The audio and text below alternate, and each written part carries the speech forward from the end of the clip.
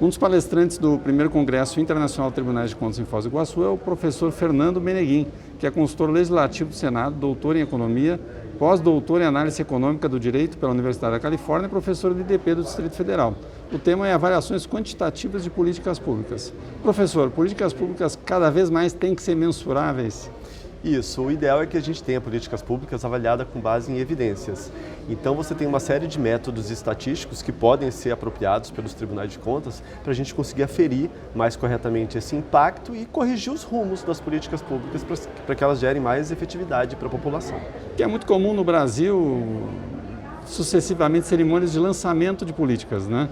Mas dificilmente é possível acompanhar avaliações de políticas, né?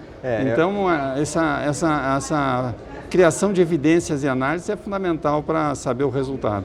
É uma cultura que já vem sendo trabalhada em âmbito federal, isso tem mudado, né? Em estados e municípios a gente tem que trabalhar bastante, mas é fundamental que se crie essa cultura de avaliar tanto antes quanto depois da política pública. Eu cuido da avaliação antes para ter um melhor desenho da política pública e depois para eu repensar, reavaliar e corrigir, fazer ajustes se forem necessários. E como está hoje assim o staff, o quadro técnico de governo para poder fazer esse acompanhamento?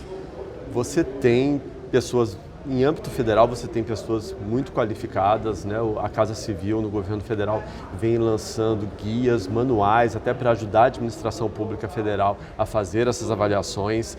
E agora, bem recentemente, com a Lei da Liberdade Econômica, a gente tem uma novidade, que os órgãos públicos federais passam a ter que usar a análise de impacto regulatório, que é um tipo de avaliação ex ante também.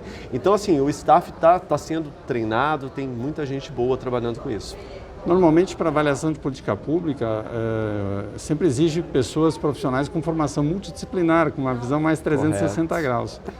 E as próprias faculdades do setor são relativamente recentes, os últimos 8 ou 10 anos para cá, e tem se visto serem absorvidos esses profissionais em algumas prefeituras, estado. Isso tem ajudado?